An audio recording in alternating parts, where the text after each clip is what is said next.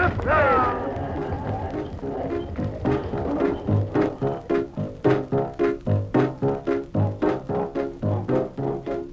train, hop along there, you old jughead. Watch out ahead up there, cover on down. Mule train, clippity-clopping through the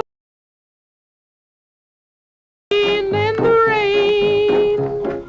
Seems as how they'd never stop. Clippity-clop, clippity-clop, clippity-clippity, clippity-clippity, clippity-clopping along. Mule train, hop along there, you lop-eared critters. Move along there, boy. Mule train, clippity-clopping along the mountain chain. Soon they're gonna reach the top. Clippity-clop, clippity-clop, clippity-clippity, clippity-clippity, clippity-clopping along. There's a luggage on the back of for a miner in Corona, a guitar for a wester way out in Arizona, a dress in calico for a gal in Kokomo. Get along, mule, get along.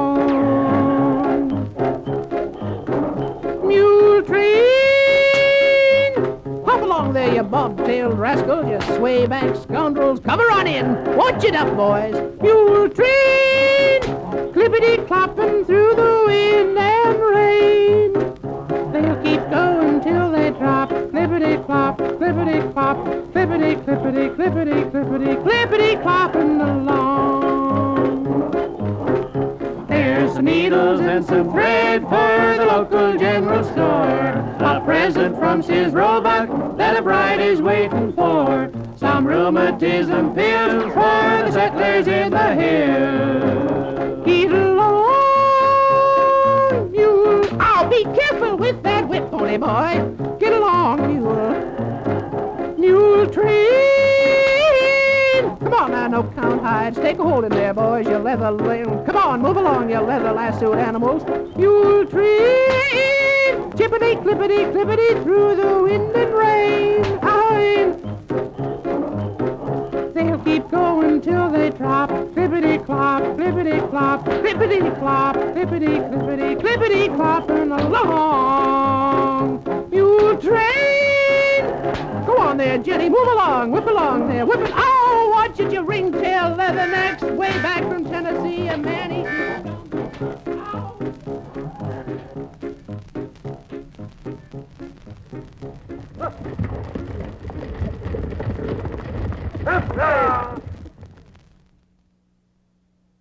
Now, what's this here, Bob? Well, this is that arrangement of Barnacle Bill the Sailor that we had Castellanets make for us. Oh, yeah. And I thought we might do it. Mary? Yes. And Arthur, are you folks Yes. What's this, Bob? What is it, Bob? You folks going to help us out today? Well, what you do want you to mean? do What this is as a it? duet? Well, see, this part, I guess, here would be for Arthur. There. Yeah. And then down here, you knock on the door. Oh, yes. And then you know how that part goes. Sure, I'll come down and let you in. That's Yes, right. I've heard that. So you kids all ready? You want to do it? Well, I'm all set. By golly, I'd like to do it, Bob. Okay, I go think ahead, it's Bill. Will great, you huh? play the piano for him? I'm rugged and rough, my whiskers are tough. I'm Barnacle Bill, a sailor. I hated to shave, and the girls would rave. I'm Barnacle Bill, a sailor. Then I try to contour the looks, a shaver that shaves as good as it looks. My face is smooth, I'm in the groove. I'm Barnacle Bill, the sailor. I'll come down and let you in with those whiskers off your chin.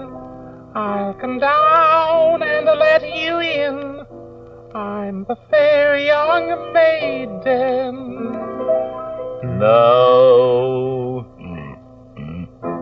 listen to what I've got to say. I'm Barnacle Bill, the sailor. Get a Remington contour right away. I'm Barnacle Bill, the sailor. Scrubbin', rubbin', I'll tell you why. Just plug it in and always shave dry. Shave every day the Remington way. I'm Barnacle Bill the Sailor. Thanks very much, Ray. Well, I only got the name in there once. Every Remington. man would like to be able to give himself a master barber shave. But most men dislike the time-consuming fuss and bother, the nicks and cuts of old-fashioned methods. By golly, you're right there, Ray, huh? That's why the Remington Contour electric shaver is recommended. The Remington Contour has more than twice as many cutting blades as other shavers. Will it fit the dimple in my chin? And only Remington blades are diamond-honed for super sharpness. The Remington Contour is the only electric shaver used by the master barbers in the famous terminal barber shops. Well, We can tie this in with B&M, can't we? The North Station? And by master barbers in thousands of other shops throughout the country.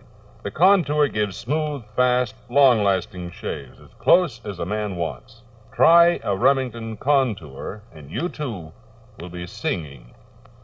I don't want to do that again. No, please. We had enough singing.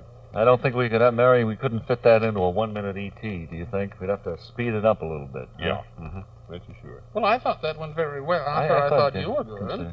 Thanks very much. But Bill, who was wrong? Bill did. I was wrong, really. Oh, I gave him the wrong cue for the thing. Oh, I see. And, of course. Yes. But Bill has been teaching me to play the piano. Oh, yeah. And I'm going to help him play a solo today. All righty, yes. So, will you introduce me and I'll go over here? Hello again, ladies. We're sitting in Aunt Penny's delightful sunlit kitchen, ready for another delightful true-to-life story from Aunt Penny herself. Aunt Penny, that looks delicious. Well, you can just bet it is. And hello, everyone. Doesn't that look good, Danny? I'll bet this is made with creamy, digestible chicken fat, Aunt Penny. You bet it is. All my cooking and baking, I always use chicken fat. Well, Aunt Penny, what have you baked in chicken fat today? I baked a cake. May I try a piece of it? I wish you wouldn't, Danny. I'm going to give this to a neighbor. Well, Aunt Penny, I always sample the delicious Well, I wares just wish you wouldn't touch them this time, if and you don't mind. How about some of yesterday's chicken fat donuts, Aunt Penny? I'm afraid they're all gone, Danny. Well, I'd suggest that you just sit there, do your announcing, and keep away from the goodies. no, all right, Aunt Penny. I hate to crack down on you this way, Danny, but you have been really eating too much. What's the true-to-life story for today going to be, Aunt Penny? It's about two people. Mr. and Mrs. Clayton Belmore, Aunt Penny? Yes. Don't you like Mr. and Mrs. Clayton Belmore? Well, yes, it's just that your last three stories have been about a Mr. and Mrs. Clayton Belmore. Mm-hmm. But So what? go ahead anyway, Aunt Penny. Well, Mr. and Mrs. Clayton Belmore, as you or you don't know, own their own submarine. Yes, I knew that, Aunt Penny. You And they mentioned had that it in one of the based- other episodes, I think. What? I say I knew that. You mentioned it in one of the other episodes. I did not ever mention their submarine before, now did I? Well, maybe you didn't. come I to never think of it. heard you, Aunt Penny. All right, maybe she didn't. I just thought she did. Well, I know I didn't. Well, they had this submarine. I did not. All right, Aunt Penny, go ahead with your She story. didn't now. Leave her alone. Leave the old lady alone. What did Mr. and Miss Clayton Belmore do with their submarine, Aunt Penny? Well, they decided, so long as it was a nice day, that they might like to go beneath the surface of the water and take a look-see at some of the plant life and animal life down in the murky deep. In the depths of the ocean, you mean? Yes. Well, there isn't too much animal life at the depths of the ocean. It's closer to the shore, where sunlight can reach them, because, as you know, the sun is mostly the giver of the life as far as nature is concerned. Oh, wait. Well, let her tell her story. Well, she wait hasn't a even minute. gotten I into think the the old dramatic... lady's gone way off her whack. Well, she here. may have, but she hasn't got into the dramatic Well, portion yet. Look, I'll play your record. Aunt Penny, I think you'd better get to the dramatic part of your story. Well, as we look in on Miss Clayton Belmore, they're in this submarine, and she's tidying up the forepart, and he's back closing the hatches, and we hear him yell, Forward hatch closed. "What? Starboard hatch closed. Larboard hatch closed. Abaft hatch closed. Ahoy. What about the port hatch?" Close that first, before I said starboard. You don't sound like Mr. Belmore to me. No, I don't. Did you forget? Well, just stop everything. Look, actors, Yes? I know we got off on the wrong foot with today's Well, maybe it was episode. my fault, Aunt Penny, I for do believe, rushing you into the dramatic I believe, portion. Danny, that you did have something to do with it, plus the fact that the engineer had to horn in there as he Yes. did. Maybe it was rather an unhappy experience all around, Aunt Penny, and we'd better sign off. How's that for an idea? Well, I don't know as I think that's right and proper. We do have people who tune in the show who would like to hear a sensible, dramatic story, rather than a lot of nonsense. Well, Aunt Penny, the actors themselves made the mistakes. The right actor wasn't playing the right part. How did that happen? Well, I was reading the part that said Mr. Clayton Belmore. You were Well, all not. of a sudden, this other fellow, Oh. this chap over here, started to call off my lines. What were you doing there? Well, for? I just thought it was me all of a sudden. I figured after I said the first line, I best say all the rest of them. You're not even in today's episode. No, I'm not. I was here for the Gangbusters show. That's right. What are you doing here? I'm just sitting around watching. You won't get paid for this. You've ruined our show. Sign off, Aunt Penny, anyway. Until next time. And don't forget chicken fat. If it's in chicken fat, you know that it's edible. And now, did you check the wings? Is Mary McGoon in the wings? Let's have a little bit of Mary McGoon theme music, please. Hey, Daddy, here comes those teenagers.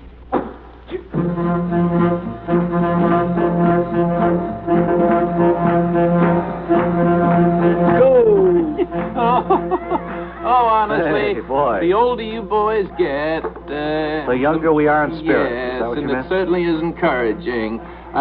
It's an old joke to bring out somebody like me with that type of music. Well, I know, but Actually, a little gray home in the West probably would be more appropriate. Yeah, I suppose, but... Or a gray home in the East, as the case may be, because of my new inn that Yeah. I'm working on. How are things coming at Mary McGoon's Inn? Bob, you have sound like a forced laugh, as though you not think it's really funny, but you laugh anyway. Well, I'd like to make out. like that, Funny. you know?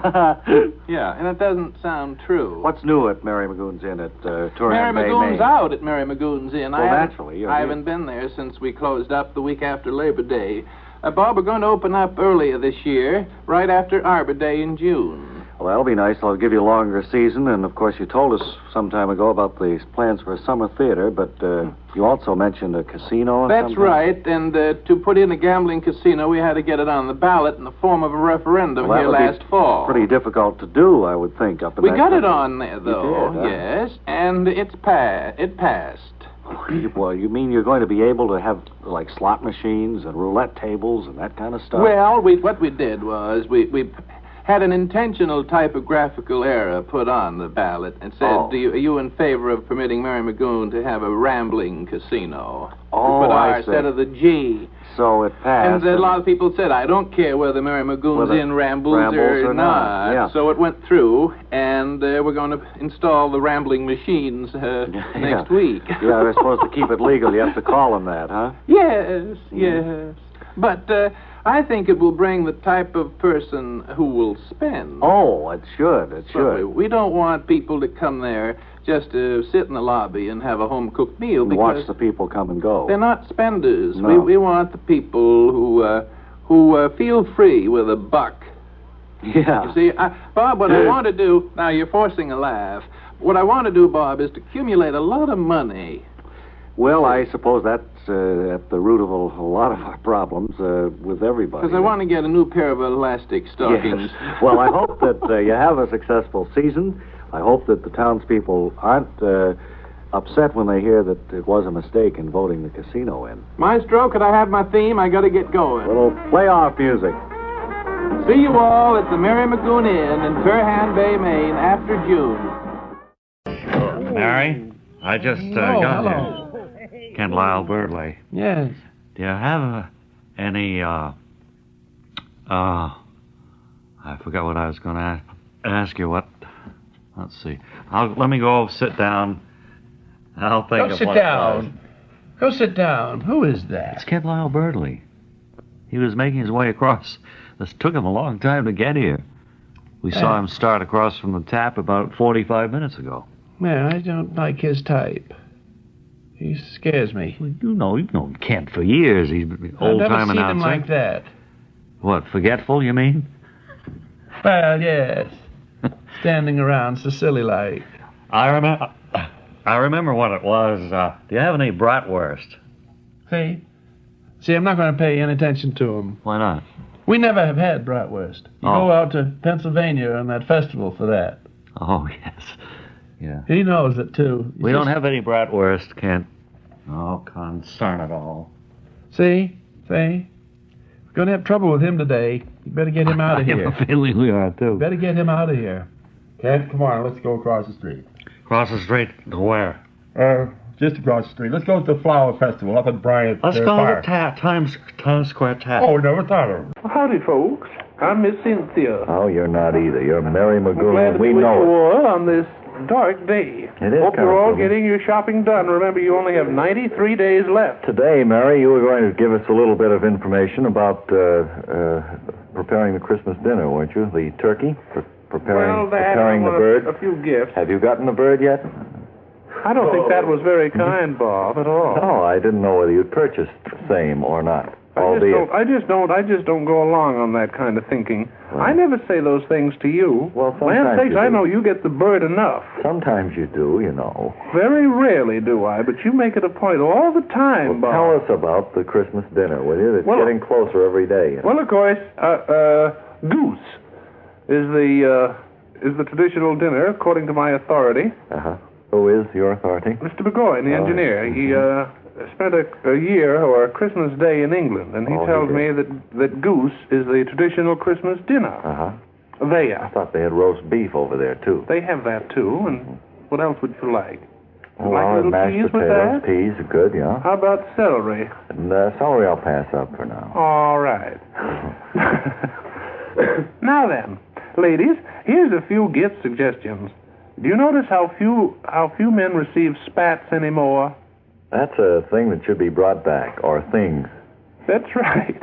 And I recommend spats 100%. I wear them myself. As you After all, know. I wear the velvet type that go clear up to my knees. Sure, there's just as much need for spats today as there was 80 years ago. Chilblains is on the march. Right. And we must fight back We the hope only to way have we know. Chilblains up here. He's just made a new movie. I think he's in the Sundowners, isn't he? Chilblains? Yes. Oh, that's Bob, there somebody you else. go, pulling my leg again.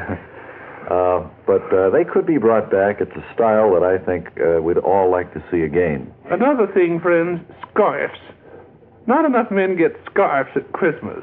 Mm-hmm. Or cigarette lighters. Cigarette lighters.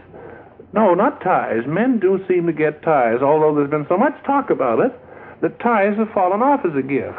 And I was speaking with Mr. Goulding, my legal advisor, and he told me that he... Excuse me, the telephone. No, that wasn't the phone. That was Mr. Wilson. He was making jolly over there. Now, what about... Apple Jolly. What were you saying, Bob? You were saying something. I was talking about getting a goose for Christmas. Uh-huh. And I think it would be very lovely. And you could have squash and peas to go with it, hot mince pie, or like that. Uh-huh. Mm-hmm. No, that sounds like a pretty... You remind me of a fitting very dinner. funny joke that I won't say anything about either. Mary, you've given us some great ideas for this coming Christmas. How about If you're decorating the planning table? on spending Christmas in America, then I recommend a turkey. But if you're going to England or will be there, you can plan on having goose for Christmas. How about decorating the Christmas dinner table? Yeah. Well, I have a novel idea. I take an old sock. We're not boring you, are we? No, I take an old sock, you see, and I stiffen it with varnish. Yeah? But I make sure first that it's opened before I stiffen it. Yeah, I see. I wrap it around an old water pipe, and then I paint it with shellac, you see, until it becomes hard. Mm-hmm. Then you take this hard sock and cut it off the pipe. Now, be careful. So many ladies have gone ahead and cut through the pipe, causing Daddy to be ever so mad when he comes home. Bad, especially if the pipe is being used for anything. Water, particularly. Or others. No. In my case, gas, indeed. Now then. Where were you? I was you shellacking. were taking the pipe. I was shellacking a sock when I was interrupted. All right, go I don't ahead. like to be interrupted at anything like that. What do you do with this sock after you shellacked it? I take it and I fill it with fruits and jellies. That's great. And place it on and the... grapes on the top. Grapes coming out. It forms a huge stocking cornucopia. That's wonderful.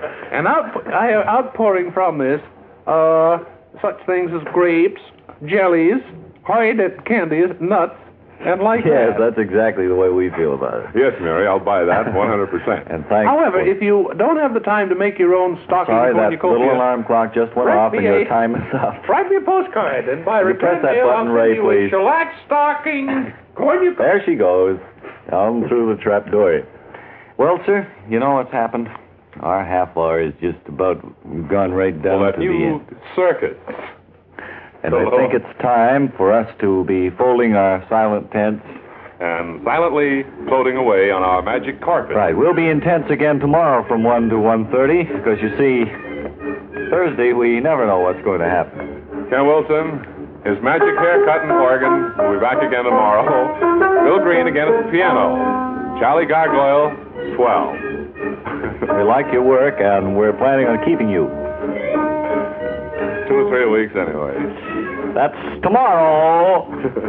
Look, it's been wonderful having you friends along the party line here.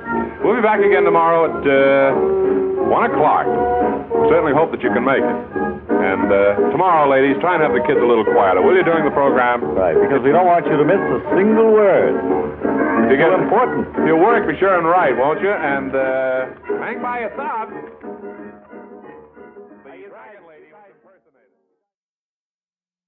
We must be nice to these gentlemen. Excuse me, but what is all this Mary. nonsense going on You've here? interrupted the train of thought on this play, Mary. We were putting our annual Christmas play on. You know we're all dead here. Well, that's what we What are you judged, doing yeah. anyway? For the land's No, sake, we you were- sounded like Boris Karloff and his twin brother Stephen Karloff. No, we were just having a little holiday celebration. Well, what kind of a holiday celebration is Christmas. We're all dead here, you know? Well, this is one of the early English plays. Oh, I see. 1860s. Well, ladies, how's everything getting along with you? Did you try out any of that geese stuffing last night? when you went No, home? no, I haven't, Bob. Excuse me, I have a frog in my throat. It'll clear your throat. Good. Try one of these Thayer's here. Did you notice the box of Thayer's slippery elm throat lozenges which came for you this morning? Excuse me, Mary. We're very happy to see that Thayer's didn't forget us for Christmas. They sent us 5 packages of Thayer's slippery elm lozenges. And publicly, we want to thank the Thayer people. We want to go on record as saying thanks a lot, and could you really afford it? Oh, and Mr. Thayer, follow me through this corridor. I have a small Christmas present for you, too. Yes. That fellow is rather sinister. I don't think... You know, of course, we're all dead here. Mary, did you bring a recipe or anything? Yes, I have, Bob. I brought a slight recipe for Christmas. Today, ladies, I thought we could discuss not only horse chestnut dressing, but oyster dressing for your geese. Oyster dressing, huh? Yes.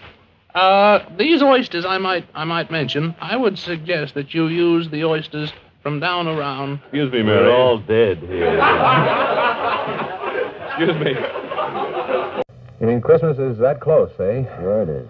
Gotta get busy with Christmas shopping pretty soon. Well, we still have the same problem here a few days before Christmas that we had 6 weeks before. No money. I know it.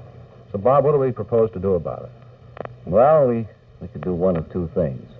What's And I think that one is the best, don't you? You mean? Just take off. You really think we should? Sure. Well, why don't we take off now and... Please, boys, don't leave until you get my horse for me. We're not getting you any horse. That's one reason we're going to take off. You get this silly idea that Ray and I are going to give you a horse. Well, you had the Mary. loan agent on there today. I just know that's a hint that I'm going to get a No, horse. it isn't a hint at all. We've named him Traeger already. What color is the horse, Bob and Ray, that you're going to give Mary? Brown with white... We're not giving We're not going to give her any text. That's, she misinterpreted last I week don't a statement care. that I made. I said, don't look a gift horse in the mouth. Well, I won't. I promise you, Bob. I won't look at him for a week or Didn't more. mean that we were going to give you a horse. But I certainly have wanted a horse for years and years. Will you let me ride it sometimes, Mary? Have you I ever- get kind of lonesome for the saddle once in a while, you know. Haven't been out west for so long. Have you ever been riding on a horse? Why, sure. When was the last time when you I rounded believe it was back in 1914. the roundup at the Brighton Abattoir? Well, no, that's more recent. The roundup time at the abattoir. Oh. But, no, that was the Calgary Stampede I competed in there one year. Oh, I remember that. They very ran well. over me. I know it. You had a featured part in Cimarron, didn't That's you? right. I don't think even a Remington Contour would fit my face after that. It was pretty tough. Yes. Well, it'll fit any face. Yes, they even are. yours. Yes. But we're not giving you a horse, so No. forget that, huh? Yes, all right. Okay. I'll forget it. Now, Ray wanted to talk about Cynthia Sweet. I'm going over there today, incidentally. Where? Going to inspect the factory. Cynthia Sweet? Yeah. You are? Yeah. What are you doing that for, Bob? Create goodwill around Christmas time. Well, he knows what he means, I suppose.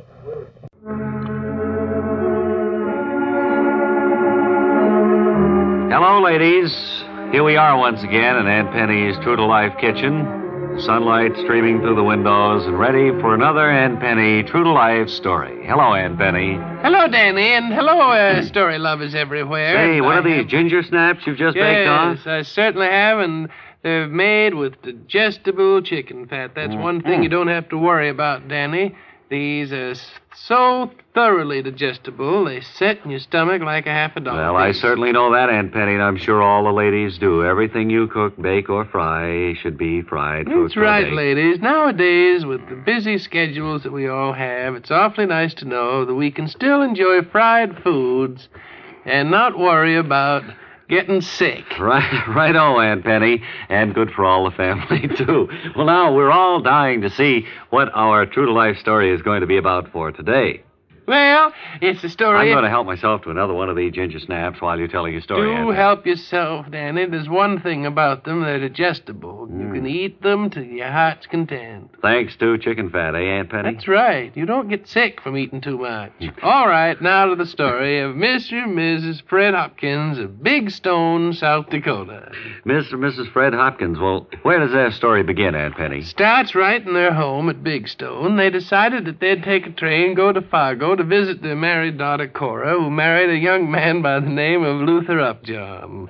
Luther was a truck farmer, and they lived so many miles away that finally Mr. and Mrs. Fred Hopkins saved up enough money to take a train trip.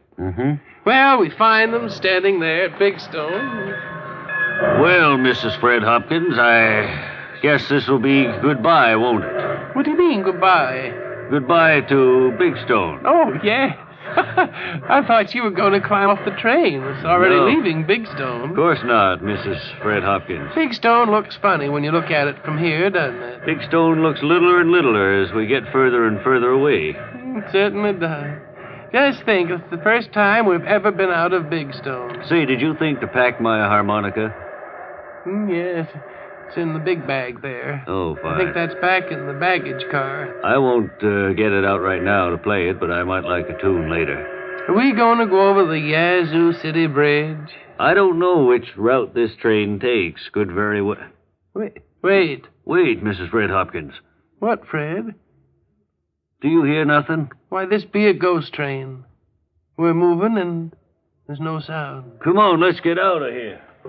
Well, that's all I can tell you now, Danny. Goodness gracious, Aunt Penny, you can't stop the story there. Well, I have crucial... to stop it right there because of time limitations. Well, I want another one of these ginger snaps before I go. Well, you can have all you want because, you know, they're made with easily digested chicken fat. And won't you all join me again when I finish the story of Mr. and Mrs. Fred Hopkins at Big Stone? Aunt Penny's right, ladies. You be sure and join her next time for a continuation of her true-to-life story. Danny's right, so you be sure to join me the next time for a continuation of my story of Mr. and Mrs. Fred Hopkins. You take Aunt Penny's advice and be with us for the next episode of the story of Mr. and Mrs. Hopkins. You'll like it, ladies. You listen to Danny, I hope, because he's telling you that I'll be back with another episode of Mr. and Mrs. Fred Hopkins 302. And this is Danny reminding... dry up!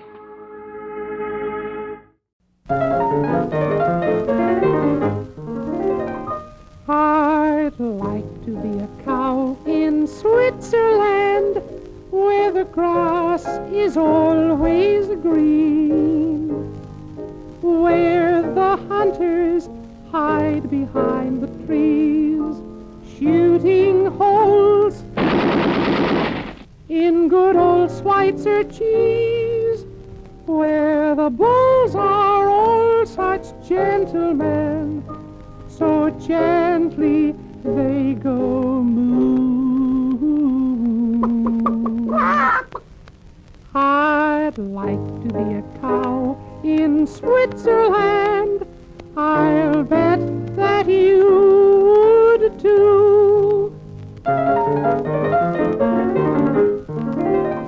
I'd like to be a cow in skies are always blue, where the milkmaids yodel all the day to their sweethearts miles and miles away. Ole-le-hee-oh, ole-le-hee-oh. How are you? How are you? How much is 2 and 2? 22. All the Swiss are vegetarians, and Swiss cheese is the rage. I'd like to be a cow in Switzerland and live to a ripe old age. I'd like to be a cow in Switzerland, where the mountains kiss the sky, where the bulls like Ferdinand are meek and so shy because the mountains peak, where the black cows give milk chocolate and the white cows give ice cream. I'd like to be a cow in Switzerland, where life is just a dream. That's it, dream.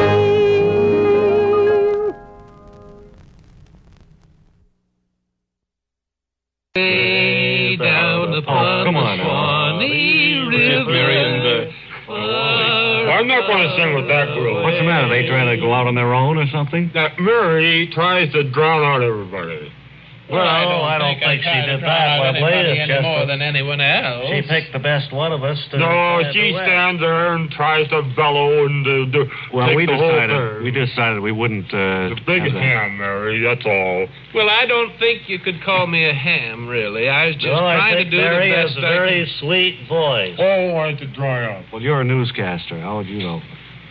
Well, I think that maybe Webley misinterprets what I'm trying to do. When I sing loud, not to dominate the song, but only Just so to that do a good job. So your voice gets out there in a big round tone. Well, I don't know. It just doesn't seem right to me. I think we better work on it a little bit more before we do Well, it I more. think maybe so, too, yes. As I said, Will you move up to the back of the studio in any event, please, because we have a have some of program that to do. great Bob and Ray popcorn back there. And as I said, the only thing we're sure is going to happen is we have a visit from Barry Campbell, who will be along in just a minute. Just want to make the appearance. as Well, smooth as hello, possible. Bob, Hello, and Mary. hello, Ray, and hello, Ken, and hello, Bill, and hello, Charlie. You see And Ray? hello, ladies in Radioland. Did you see Ray's little boy? Yes, out there? I did, Bob. I think he's handsome like his old man. Well, you're prejudiced, I think. Did Ray Jr. recognize you, or didn't Ray introduce you? I haven't met the young man. Uh-huh. He's a rambunctious young thing, I'd say that. Yes, he's full of life. Oh, look out. Yeah, and vigor. certainly I think yeah. possibly he wants to come in and meet you. He was sitting out in the Well, I compartment. don't have time to meet little ones today. I want to talk, ladies, about wet Purina today. Oh, this is Monday. Serving that's it right. as a morning cereal with your favorite fruit, chopped up kumquats, Well, that sounds like a good with comment. cream and sugar. Uh-huh. And And plenty of particularly in these nippy December days, nothing like a bowl of wet Purina and chopped kumquats to set up your day right. It'll You just- stick by you, friend. It will, huh? Yes, it certainly will. You just serve it cold, sort Serve of it a just mush. as cold as you can. Just Uh-huh. water. Wet it down with water. You can use milk, but why bother? Yes, that's the way we Of feel course. about it up Wet here. the Purina with water. Have Chop you- up your kumquat. Serve with sugar. Uh-huh. And a large spoon, and you'll just shovel it in and be fit for battle. I thank you. That's all right. Thank you, too, Have you Mary. tried this in your experimental kitchen, Mary? No, I Or haven't, what Bob. happened to that experimental kitchen? Did it blow up or Well, something? I don't have the money, Bob, to keep I see. up. It's quite an upkeep, huh? No, I don't have money to pay my gas bill. Oh, I see. So that's why I thought, ladies, I might make an impassioned plea for funds in order that No, I may not a- continue on in my good works. Not on this program. You've appealed for funds before. You don't get Any it. $1, $2 bills, anything like that that you probably feel that you don't need, Just send it along to me. Mm-hmm. And if you've already given, friends, try to give again. Yes, I thank you very much. Thank you. Don't worry. Oh, I'm awfully glad you brought that up, Ray. Oh, wait a minute. Speaking of inexpensive Christmas gifts, Edgar and I went over to the war assets. Oh, did you? Yes. You picked something up? We good? picked up a lot of things Get that a we good are going to price make. for? Yes, we got some, for instance, we have 4 mine detectors. Hey, those will come in handy. I can't think of anything I'd rather receive for Christmas. Well, as a matter of fact, Bob, I think a lot of people would like to get a mine detector. They're great for Christmas. bathtubs. Well, you could have fun with them. Mm-hmm. And I was very fortunate to pick up a half dozen of General Sherman tanks. A half dozen of them. Boy, and you're well supplied. practically give away prizes. Sure. Uh-huh. How about some plastic turret And I'm going to domes? use the... What's that, Bob? Some plastic turret domes off bombers. Do you have any extra Well, ones? yes, we're cutting those down, Bob, into little containers for bonbons. Oh, that's and really... we're going to put them green ribbons on them and save a little money this year. You should be able to make quite a lot of those. Yes, I also picked up some machine gun stands. Mm-hmm. Which I think are nice. Yeah, those are I good. picked up some gym equipment, 40 dozen pairs of slightly used sneakers. Well, those are good. You could start a baseball team or something for practice. And also, Bob, something from a PX. We have a whole barbershop. Oh, a complete barbershop in your own home. Uh-huh. Isn't that swell? So we've solved our problem for Christmas. You have, very well. well. We're going to split Are you trying it to sell out. a barbershop? No, we'll send the chair out as a gift to somebody, and the lather maker to somebody else. Sure. And the bowl in the middle of the room to somebody else. Yes, and the massager, of course. Land's sakes. And all the hair, of course, you can stuff pillows with it. Sure thing. Well, that's great. And if anybody wants this, why, they can let us know here at this spot on your dial. Thank you. All right. And Tex is sitting down. I think we're all set for another song. Kind of strange. It's a pleasure today to welcome our Bob and Ray Home Economics Director, who presides over the experimental kitchen and handles a lot of our offstage business, Mary McGoon. Thank you very much. I am in receipt of a letter from Traverse City, Michigan. And it's, What kind of a letter, you mean? Fan letter? well, it's a little more than that. It's from the Mary McGoon for Senator Club. What? Yes. Let me see that. Yeah, you read Mary it. McGoon, National Headquarters, 514 3rd Street, Traverse City, Michigan, huh? Yes. And they say that they're regular listeners of my program here. Well, and, it's a Bob and Ray program. You're part of And it. they were quick to recognize the political values of Mary McGoon. And they go, well, I can't Well, you read don't it. know It's so anything nice. about politics. Says Miss McGoon's integrity and ability are common knowledge from coast to coast, even internationally. Yes, that's true. Not only in the role of a national entertainer, But as an elder statesman. but as the elder statesman of the Of airways. the airways.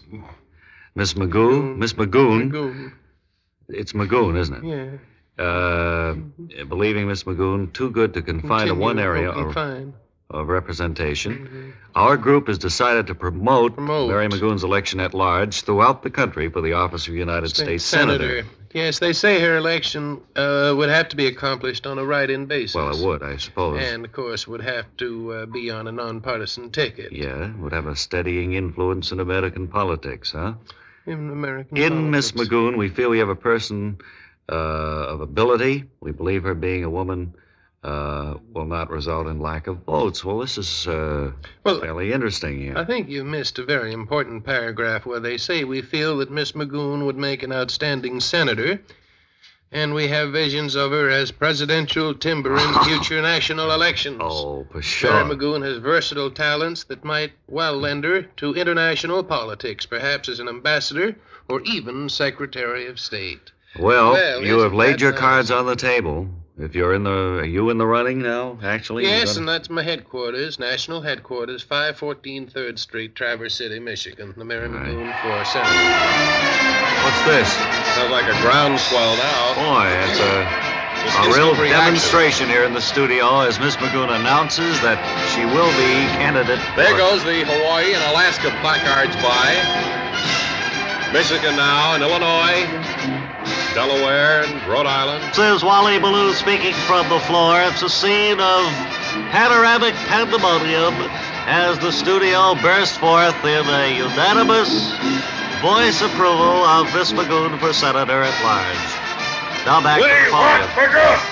We want McGoon! We want McGoon! We want McGoon!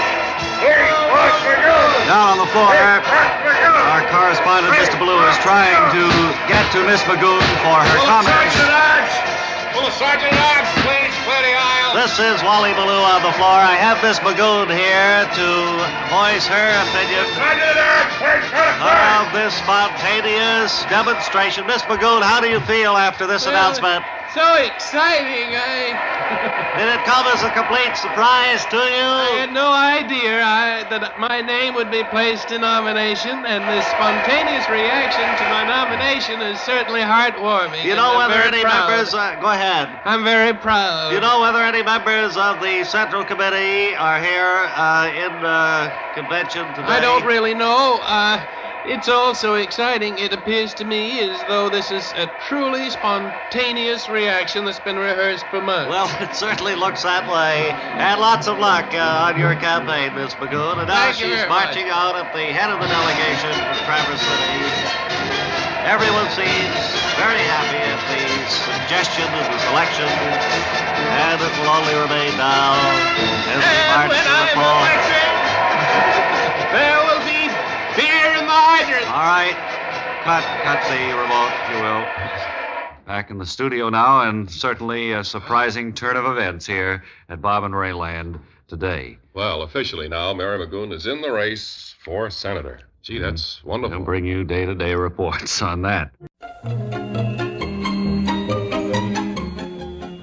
Hello again, ladies. We're sitting in Aunt Penny's delightful sunlit kitchen, ready for another delightful true-to-life story from Aunt Penny herself, who's just made some gingerbread. Aunt Penny, that looks delicious. Well, you can just bet it is. And hello, everyone. Doesn't that look good, Danny? I'll bet this is made with creamy, digestible chicken fat, Aunt Penny. You bet it is. All my cooking and baking, I always use chicken fat because I find it so digestible. It just sits in your stomach like a commemorative $50 piece. Well, I'm going to have a sample of it, Aunt Penny, while you get to today's true-to-life story. But now, don't eat too much, Danny. It'll kill your appetite. I won't, Aunt Penny.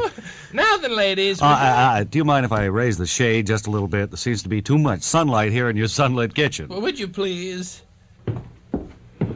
Now then, the story I thought I'd tell you today is a story about... How's that for you, Aunt Penny? Enough sunlight? That's fine, Danny, although there's maybe a little too much coming in there. If you could just close the Venetian blinds just a tiny, tiny bit. There, that's just about perfect. Yes, that's fine. Story of Mr. and Ms. Edward Bullock. Well, what about Mr. and Mrs. Bullock, Aunt Penny? Where'd they live? Mr. and Mrs. Bullock... Wait just a minute. Let me go over and fix the shade there. It flew up. It did. Why don't you leave things alone, Danny? Now, there it is, Aunt Penny. I'll just tack the corner of it here so it won't fly up again. Well, Mr. and Mrs. Bullock lived in a small town. You got a hammer, Penny? What? Have you a hammer so I can tack this? Oh, Danny, I can't tell stories if you're going to be running around the room like this. Well, I just want to get the room. Breaking the window, you've torn the shade down. And I've had of it. Here's a hammer. Thank you, Aunt Penny. Now, no more, please. Let's sit back. Well, Mr. and Mrs. Bullock. Oh, my word, Danny. What with all the carrying on, I'm afraid I don't have time for the story of Miss Bullock. Oh, dear. But you ladies remember now to do all your cooking with chicken fat. It's so digestible and so good that you'll have the fluffiest cakes and the nicest pie crusts you ever thought possible. I'm going to help myself to some more gingerbread, Aunt Penny, if you don't mind. My word, you're a flannel mouth, Danny. Great Scott. Well, you're not going to leave our story there, are you? Well, I have to. I have to leave. Between all the talk about chicken fat and you're breaking the window and tearing down the shade, I haven't had time to tell the story. Well, I'm sorry, ladies, but Aunt Penny will be back again soon to continue the story of Mr. and Mrs. Bullock. Oh, my word. I know it's an exciting one. Goodbye, Aunt Penny. Bye. Howdy, Bob and Ray. Hi, Mary. Tex. Hello, Tex. Peter Gorey. And all the rest of your fine cast. Peter has left. I put him out the door. Did you hear I the saw him rushing out there. Surely. Also see something about you two fellas on the back of Quick magazine this week. What to say, wanted? No, it was just a nice picture of you. Uh-huh. And inside there's a story. I don't believe you've seen it. Oh, I haven't as yet. But do you have a copy there? I didn't bring it with me. The boys are looking it over back home. What kind of a picture is it? A college shot of Bob and I at the stadium, or what? No, it's one of you all dressed up in costume. I've forgotten what it was. Uh-huh. Well, I'd like to see it. Well, why don't you go and get us It's on the back of Cattleman's Monthly, you say? No, on the back of Quick. Quick. Oh, That yes. Cattleman's Monthly story comes up, I think, in the October issue. Yeah, that's a good one. And also, I heard you got a big write-up in Hobo News. Well, you got a Congratulations. Well, thank you. We have a very nice Fine. biography in there and picture stories and all. Yeah, we're pretty proud of it. All right, on with the show. Let's dance some more. I have friends of mine coming in. Oh, you have a song from Perry Como, if you'd like to hear that. Who? Perry Como. Don't believe I've heard of Perry. Pear? Have you heard of Pear? No, the name doesn't hit a chord with me. Well, I don't know where you've been, but he is now one of our top singers. Sing? Oh, I thought he was a band leader. No. Oh. No, you have your facts mixed Como. up. Perry Como sings When You're Smiling. Well. Okay? Good luck.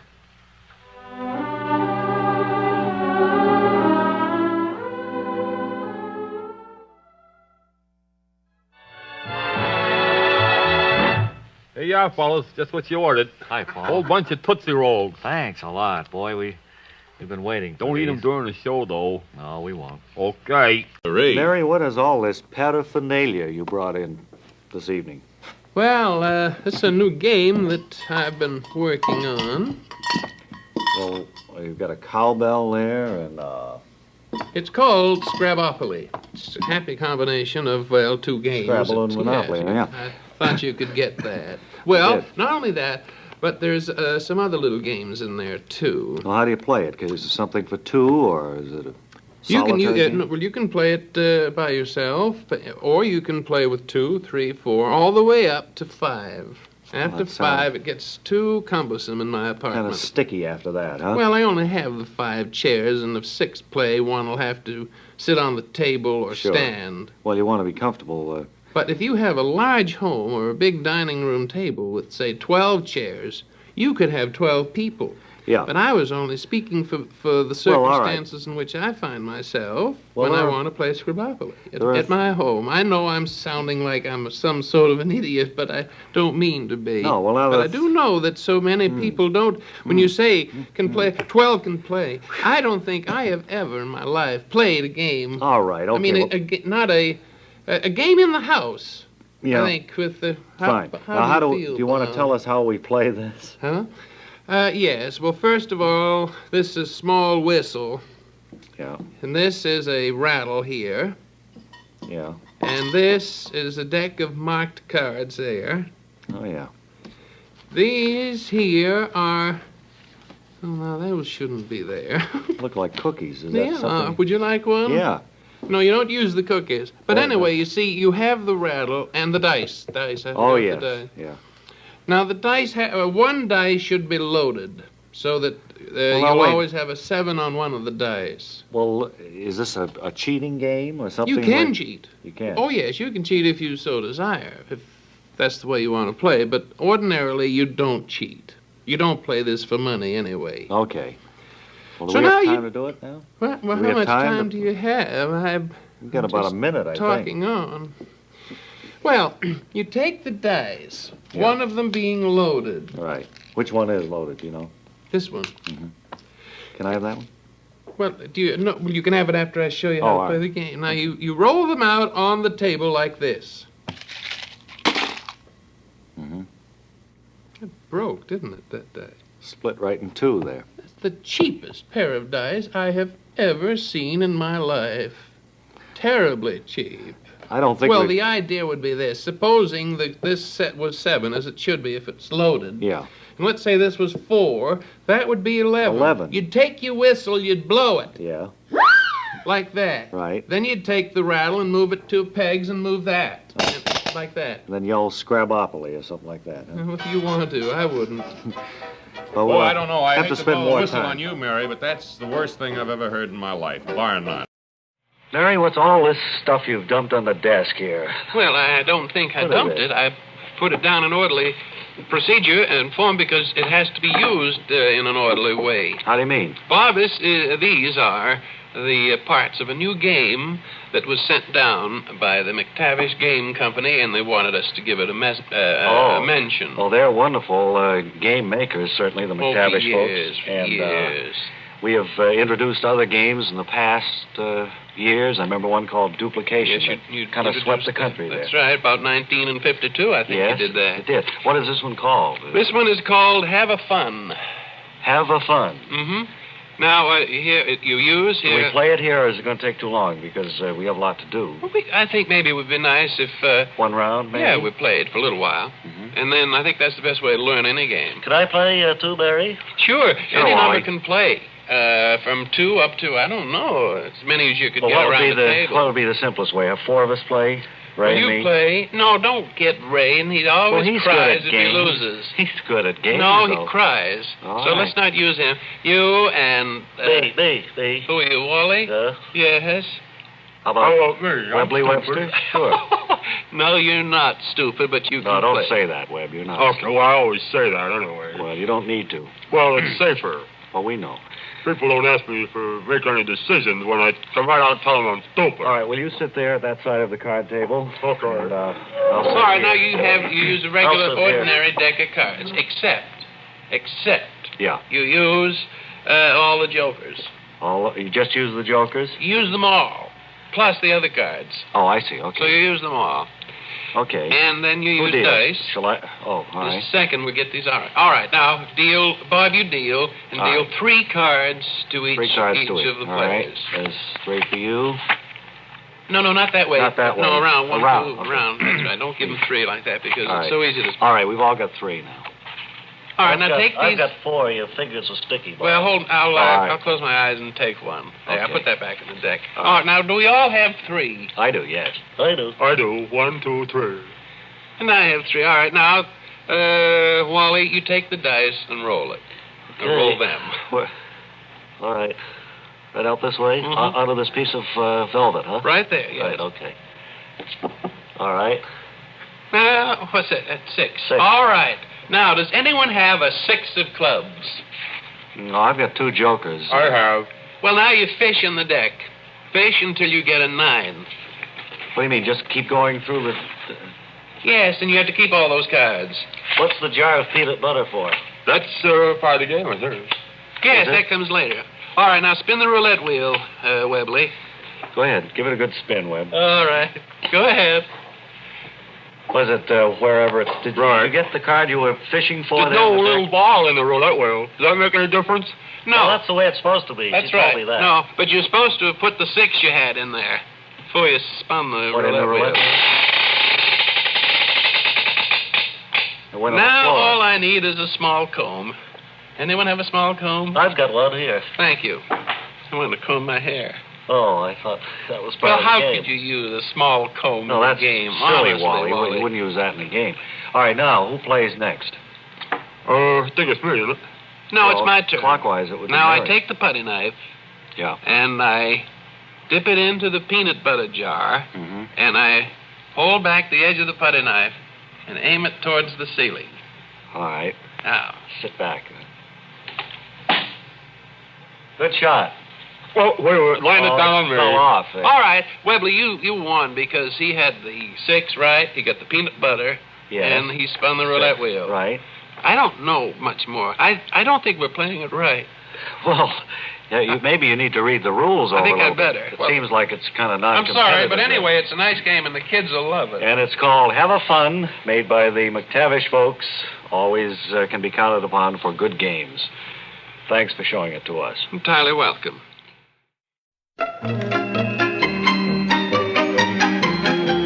And hello again, ladies. It's time for one of Aunt Penny's true-to-life stories. And this is Danny sitting in Aunt Penny's sunlit kitchen. And what's that you just baked there, Aunt Penny? It looks delicious. Raisin cookies, Danny, and they're just lovely. Do you mind if I try one while I sit back to listen to today's story?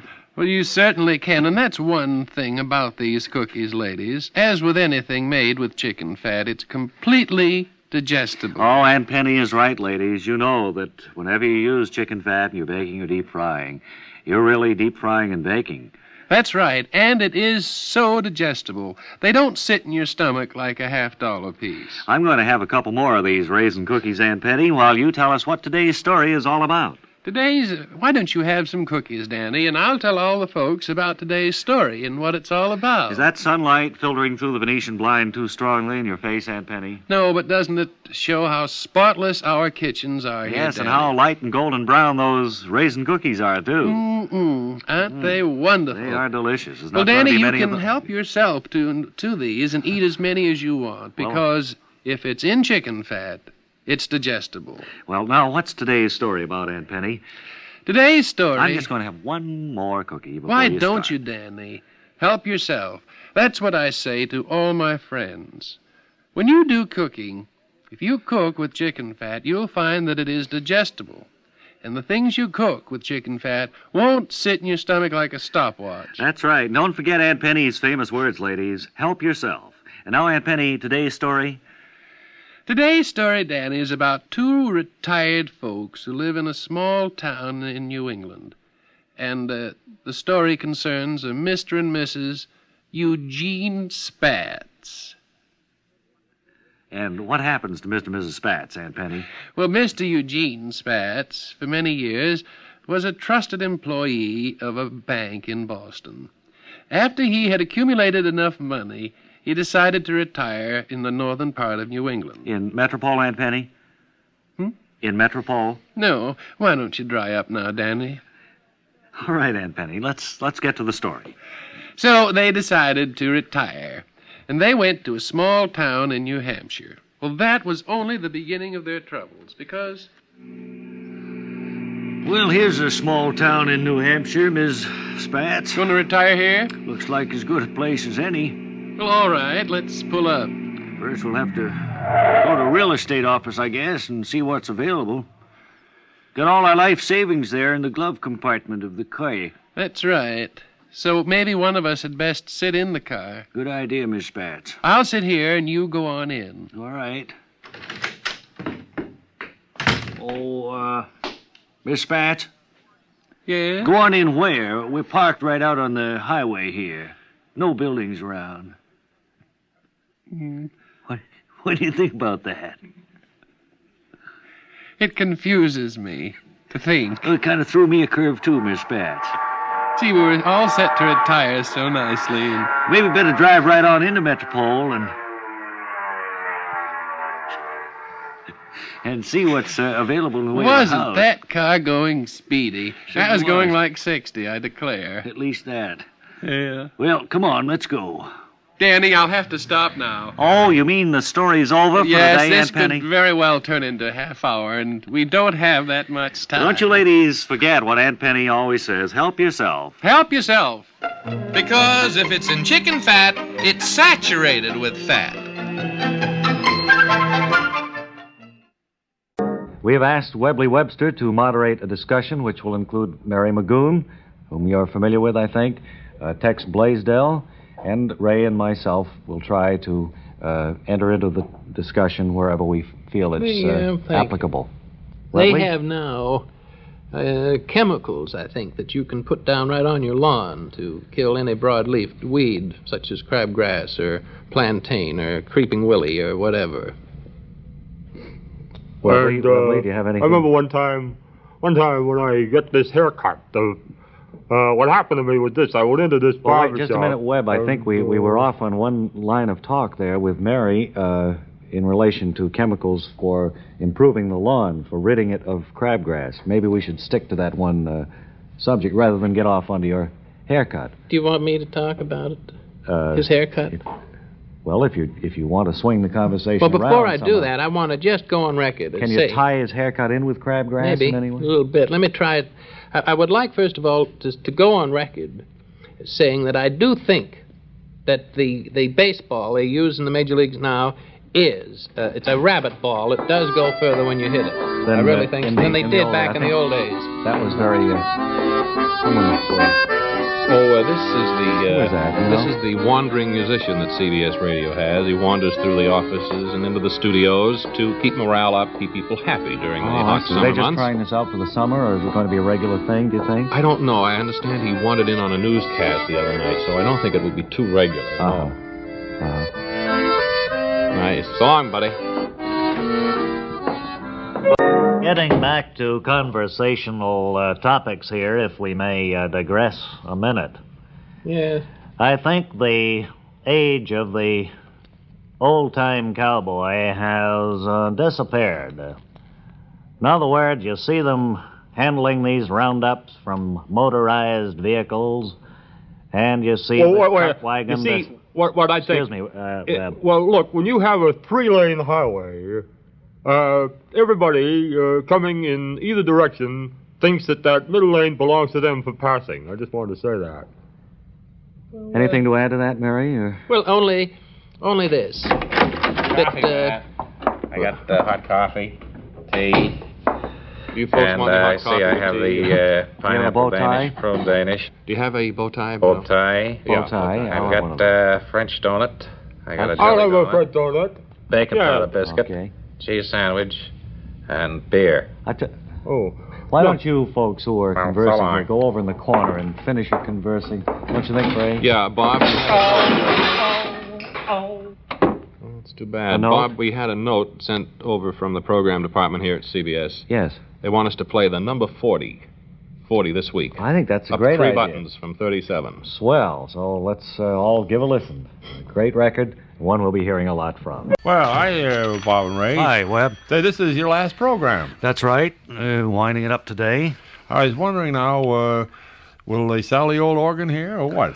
Oh, I imagine they will. That kind of goes with the studio. Oh, I was wondering if they would break it down and sell it like in souvenirs, like they're selling parts of the Constitution up in Boston, you know. I know they old are. Ironsides. Right, and they've done that with the propellers of other ships, too. Yeah. Or made coins out of them. Maybe they could sell the keys of the organ as a thing. I never thought of it. It's kind of over the hill, this old pipe organ. Well, Maybe they ought to get a new one. You got some mighty sweet music out of it over the past 3 years, young man. I didn't come in here looking for compliments, although I know you're right. Well, it's true, yes. Yes. Play it beautifully, and we've had a Certainly. lot of requests for you to play. Maybe you play a final goodbye song today in one of the hours. Oh, I don't know. If I feel up to it, I might. Sure. Well, it's a nice day, anyway. Beautiful day. Yeah. Beautiful day. And what else? What can I tell you? Well, nothing. It's the last program. That's it. Right, and we're playing a few things that came to mind as being kind of fun the past 3 years. What? Last program, Mary, you hadn't heard? Who said so? Well, I read it in the paper this morning. That's true. Is that right? That's right. You're leaving? Yes, yes. Well, I better get down to the kitchen. Get my Get things skillet. packed up, yes. Get my skillet and everything. All right, and while you do that, let's listen to this. And it's 19 before 5 o'clock. Mary, have you got your skillets and all of the things together you want to take? Yes, I have them all packed now. Sure you leave what belongs in the experimental kitchen. They didn't have anything before I came here. Oh, I thought they had it fairly well equipped. No, it's all my equipment. Okay. No, they had nothing. Even just a window. I remember one time we dropped in on you in your experimental kitchen. Yeah. I don't know if you remember the incident. We have it on tape if you'd like to hear it. Oh, I hate to hear myself Bring on back. tape. I think you had a sore throat that I day. never sound like I think I sound. No, You going to play it now? Listen to this, yeah. I'm out in the hall outside Studio 2 with a long microphone lead, and we're heading toward the experimental kitchen, which is It's not too far down the hall about here. 15 feet, I'd say. Get a little echo. It's a long hall. We're going to look in on Mary McGoon as she prepares our buffet table, which we rolled in about 5 o'clock. Right through here, I think. Hi, Mary. Oh, hello. Oh, well, let me turn the It's TV us, on. Bob and Ray. You had the TV on? Watching a soap opera on television. I do that a lot when I'm out here in the experimental kitchen. Wow.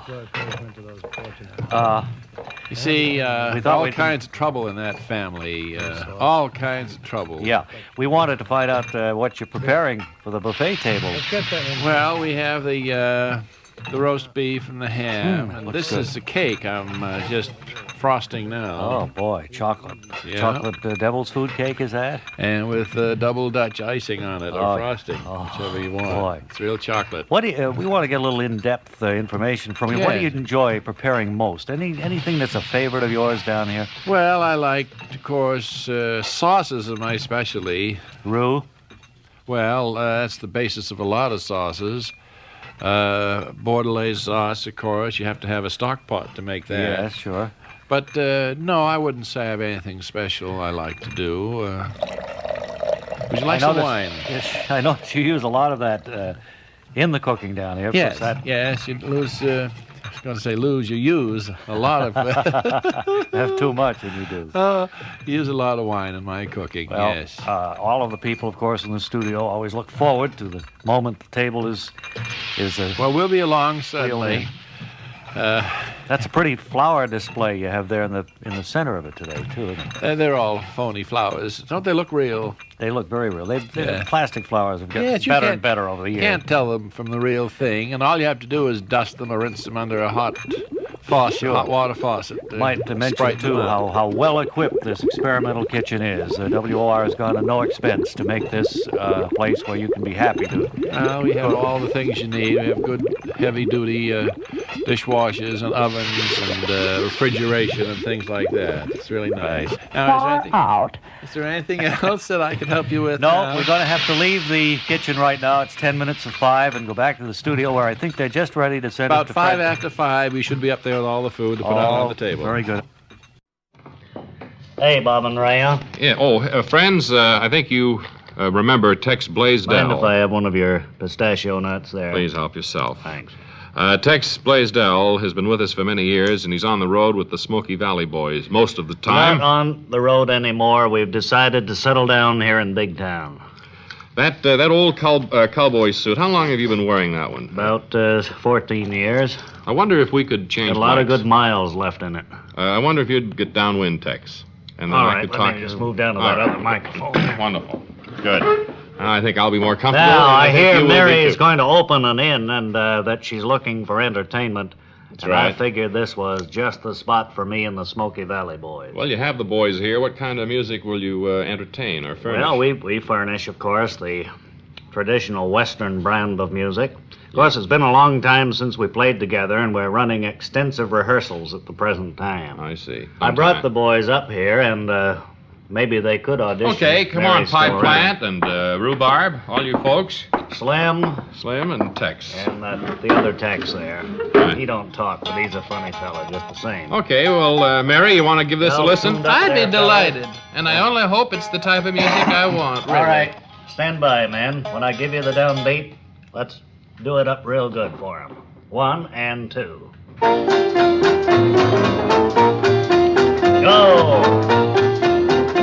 How do you like it?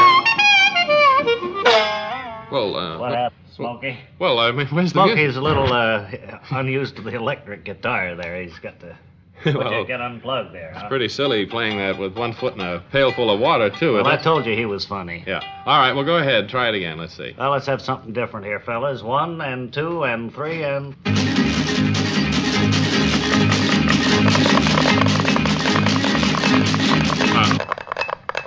Well, wait. Well, all right. Just a there, second, Tex. Tex. So, well, where's the music? That's Well, that's what I it's like say. a vamp, you know.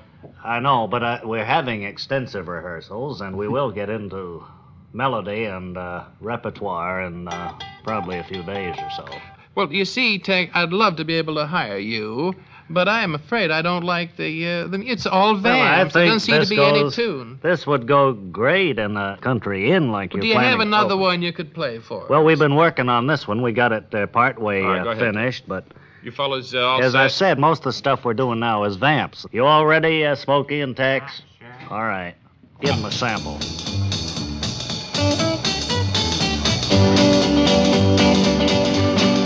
Go. Well, Tex? Yeah? I know you're busy strumming the guitar, but where's the song? I mean, this is just... Well, we get to that at the end of the vamp. Oh, all right. Well, See, they got this down real good right now. well, I mean, you can have too long a vamp. You know that? Well, I All right, suppose cut you it, can. cut it. We're running All out of right, time. fellas, Cut hold it, it up. Tex. Hold it up. I don't think I need it. Thank you very much. Keep working on it, Tex, anyway. Maybe we'll find another spot. Thanks a lot. Time has certainly run away from us today. This is Ray Goulding reminding you to write if you get work. Bob Elliott reminding you to hang by your thumb.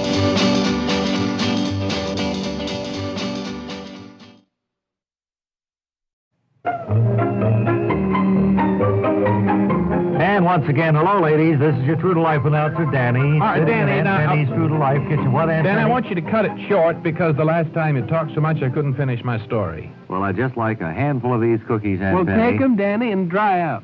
Now, what's our True to Life story about today? Today's story about Ms. and Mrs. Lawrence Hedges. Aunt Penny, do you mind if I raise the shade? It's a little Oh, too Danny, sunlight now in don't get going on that shade again. I do want to tell the story about Mr. and Mrs. Lawrence Hedges. All right. Well, Larry, he was called. He worked for the railroad, and he decided one day he and the missus would go east. And rather than take the railroad, they thought they'd drive off in their new automobile. This is many years ago, and they had a whippet. And they get in the whippet. Did that make it go better, Aunt Penny? Oh, now, Danny, we won't have time for those puns. Now, let me get along with the story. Well, Mr. and Mrs. Lawrence Hedges departed from their home in Mason City, heading east in their whippet. Right outside of town was the great coursing river known as the Big Stream. And as they started to cross over the stream... Say, Mrs. Lawrence Hedges, does this bridge look safe to you? Yes, it does, Mr. Hedges. Doesn't to me. It's kind of waving in the breeze, kind of like, Mrs. Hedges. Don't seem to be waving any more than any other bridge would wave in the breeze. No, but see how the cables... Keep your eye on the road rather than looking at the cables. If you don't mind, we do want to get east, don't we, to Metropole to visit our neighbors? I know one thing, though, Miss Lawrence Hedges. I wish we were on the other side of this bridge instead of right in the middle of it. I'd feel a lot safer on dry land than I do here in this automobile driving over this shaky bridge. Well, do whatever you want to do, Hedges. I don't care. I'll just sit here. Well, we've come so far, we might as well proceed to the other side, Miss Hedges. Well, Danny, Mr. Great Hedges, Scott, Aunt he Penny. managed to save himself. Sounded like the bridge gave away. What The happened? last he saw was Ms. Hedges on the top of the whippet going downstream faster than they were going when they were driving it on dry land. Well, that certainly He was. could swim. Fortunately, he saved himself. And that's about it. Well, that was a wonderful true-to-life story, Aunt Penny, and I know that all the ladies will be anxious to hear your next one. Yes, and if Mrs. Hedges is listening, won't you write and tell me how you were saved? And that's about it, ladies. Time's up, Aunt Penny, and until next time, she says... If anyone knows how that dear lady ever made out and all that trouble floating down the river and all, I wish they'd let me know. And this is Danny saying so long, ladies, until next time. Dry up. What a windbag, honestly. What have you been doing, Mary? Well, I have been working on a new type of program that I'd like to do for myself. You know, some wonderful things have happened to me since I've been on your show. Yeah, I know. You went all And over. I've had a wonderful opportunity to present a dramatic show of my own. And would you sit still, please? You make me a nervous wreck. Trying to disentangle myself from this spaghetti here. Well, that's just wires. Do you mean and somebody cords. has offered you an actual No, dramatic but show? they have exhibited interest. So what I've done is prepared this type dramatic program, but I'm employing many stinks in it to help build up all the drama content. Oh, no. No, you mean stings. We call those stings. Stings, yes. Well, that's what I thought. It didn't sound right. No. So that's... Can we have a sample to see how it Yes, sounds? Have you yeah. got anything ready? Yes, or I are you have- just in the blueprint stage now? No, it's all out. This is all ready to go. We're all set to go. All right. Well, explain it then. What is it? Well, I have written down this part. Bob, you be stranger. Could you do a character voice for me? Do you want them old or young? What kind? Kind of scary. Oh, how would a voice like that be? Yes, that will be good. All right, you be stranger, and I'll be Helen. All And Ray, right. will you set the scene? All right, sure. All right, let's see. The setting for our first scene is romantic Venice, the Piazza San Marco. The sun is sinking after a hot summer day. A cool evening breeze is beginning to blow. You, Helen, are seated at a table in the piazza. That's me. Drinking a cup of coffee when a handsome stranger approaches. That's me, huh? Right. Bob, you're the stranger. And the stranger speaks to you.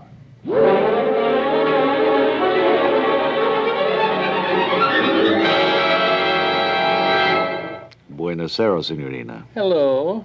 Do I know you? I'm afraid not, but I saw you sitting here, and since I too am alone, I wondered if you might share your table with me. Well, there are other tables. But none with such lovely decoration.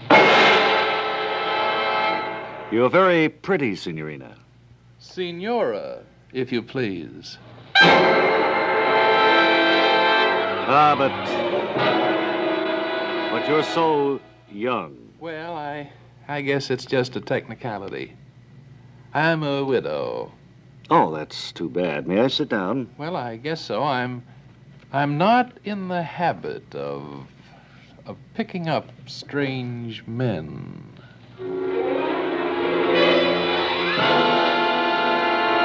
You're in Venice, Signora. Are you a tourist, too? No, of course not. You're an Italian, aren't you? Yes, I am Italian. Your accent is lovely. It sounds like, well, Winchester, Massachusetts. Yes, I try not to make it show. Oh, come on, Barry, cut it. Bob, you did okay for Thanks an Italian actor, but the rest of it wasn't too good. Let him have that. Yes. Gee, I don't know, Mary. It's a good idea, but I think what it needs is a little more, well, working. Yeah, and I think you were right the first time, too, Mary. I think so. All right. What about using the things? Yes. Yes. All right. But I think maybe the idea is good. I think Ray and I could point up, could kind of accent our little discussion between ourselves. Well, you know, you didn't have a chance to look over the script. You could have probably done a little accent to give that more color and feeling than you did. Well, you did it real cold. I read it cold. I think it was very good. Of course, you've had dramatic training. I mean, it said it's Don Amici playing the part. I did the best I could, yes, you know. Yes. All right, all right. Wow. And now, did you check the wings? Is Mary McGoon in the wings? Let's have Mary McGoon, please. Mary is going to show us the entire staff, how to make paper flowers. I know that a lot of the members of our group have evinced an interest in this, Mary, and a lot of the letters that have come in have said, when is Miss McGoon going to give us her lecture on paper flowers? So I guess this would be the day. I see all your tools laid out there. Well, what I use are paper napkins, generally. Mm-hmm. Because they're easily purchased at almost any store. Yes. You can use crepe paper if you so desire. You can make your own paper mache. That's just soaking up a newspaper in a pail of water. Yeah, it gets icky.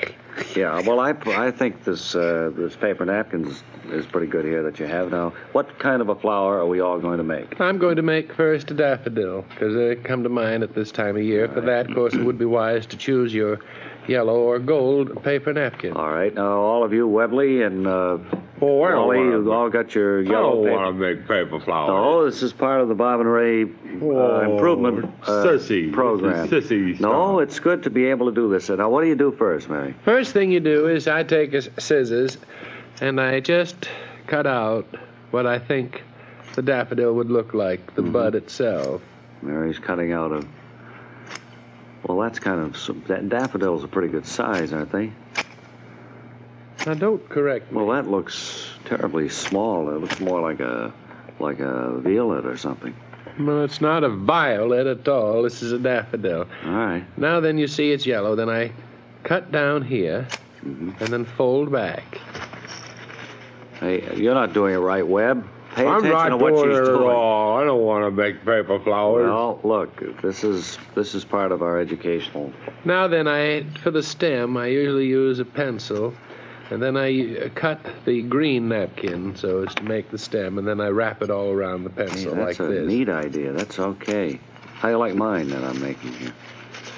That's pretty good. Mm-hmm. Did you cut yourself? I guess I did, as a matter of fact. Well, now, boys and girls, Give me what's left of that napkin that you got there. You must be careful with the scissors. They're very sharp. Can't stem that. All right, now then I take some household glue, and put it at the base of the daffodil bud. Like this. And that's good, yeah. And then that. And then I just attach it now to the pencil that has the green napkin around it. Then you make a few more of these and you have a whole bouquet. That's right. It'll last for weeks and weeks. Thanks very much, Miss McGoon. And McGoon.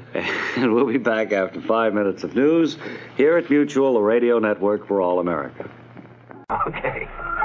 Oh, there goes your theme. Yeah, well, don't go away, Mary, because we want you to give us a preview of tomorrow's featured recipe in just 10 seconds.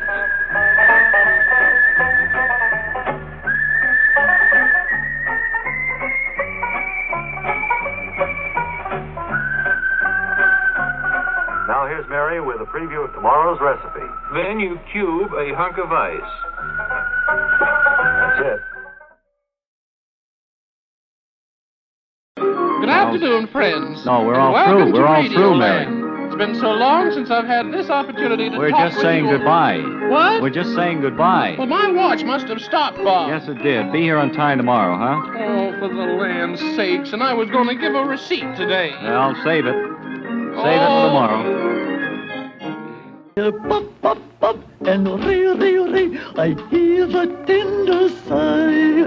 Alack, alas, how time doth pass, for now we say goodbye.